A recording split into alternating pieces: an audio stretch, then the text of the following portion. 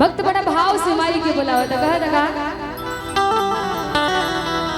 कि धीरे धीरे हो मैया धीरे धीरे कि धीरे धीरे हो मैया धीरे धीरे कि हमारा अंगना में आई हो मैया धीरे धीरे कि हमारा अंगना में आई हो मैया धीरे धीरे। माई राउर स्वागत में सारा चीज तैयारी कैले बानी रउआ धीरे धीरे आई आसन ग्रहण करे जितना राउर पूजा पर का कामना करो रउआ से। और भक्त कहा था गाँव धीरे धीरे हो मैया धीरे धीरे धीरे धीरे हो मैया धीरे धीरे हमारा अंगना में आई हो मैया धीरे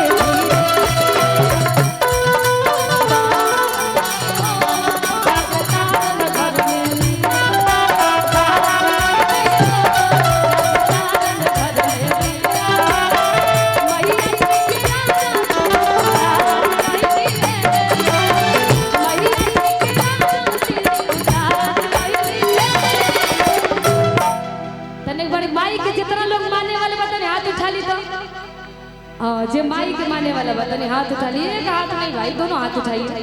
इधर मारे आप लोग, सभी लोग दोनों हाथ उठाएंगे। बस अच्छे दरबार की और ताली बजा के झूम के गाइएगा। दोनों हाथ से सीधा सीधा उठाइए। जो जितना ऊपर उठाएगा वो उतना ऊपर जाएगा। तरक्की में ऊपर जाएंगे। जो माँ को मानते हैं वो हाथ उठाएंगे और ताली के साथ झूम के सभी लोग गाएंगे। क्या कि जगता रंग घर में दिया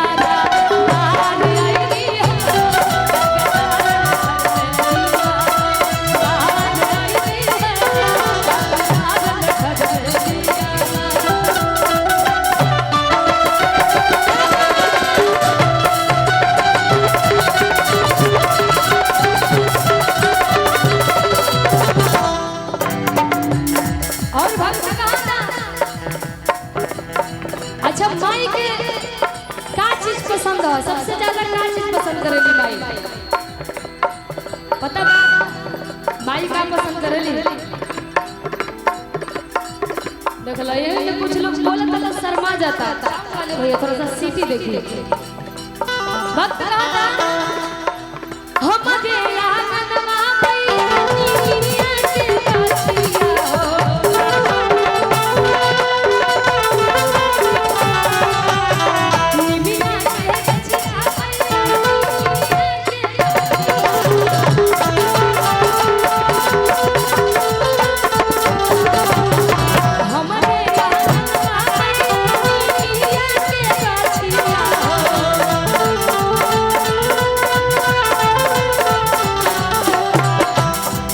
हमारे आंगनवा मैया निमिया के गाछिया माई आई है तो का बन जाई? का होई? माई नीम पे बसेरा करके तो का करेली? झूला झूलेली। बोल सच्चे दरबार की हमारे आंगनवा मैया निमिया के गाछिया निमिया के गाछिया मैया निमिया के गाछिया। तने एक बार सब कोई हाथ उठाई। जब ताली बजे माई के दरबार में ना तो माई बड़ा खुश हो जाए। आज माई के खुश करे के कितना लोग चाहते माई के खुश कोई तने एक बार हाथ उठा ली सब कोई। ऐसे कंजूसी कर बोलो माई के दुआरी में बैठ के। हां जब माई का भजन होत रहला त दिल से भजन कइल जाला।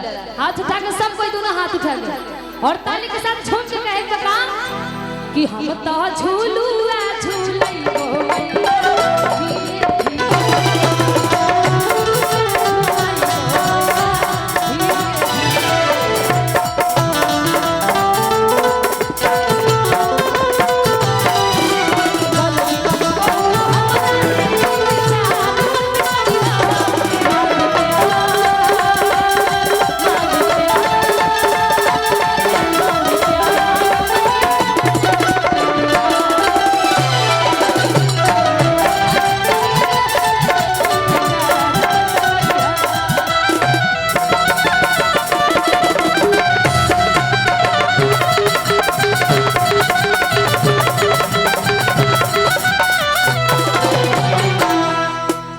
और भक्त आगे कहा था हमरे आंगनवा मैया अड़हुल के गाछिया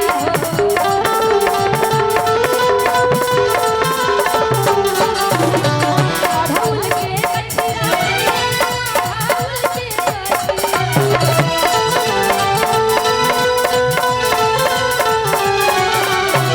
हमरे आंगनवा मैया अड़हुल के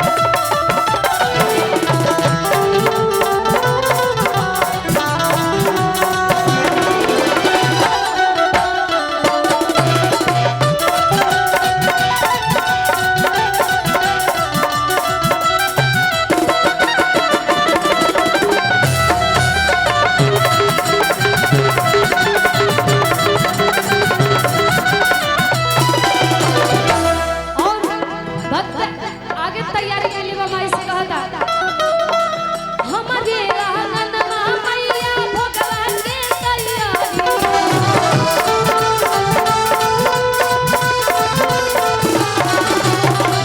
के तैयारी मैया भगवान के तैयारी कि हमारे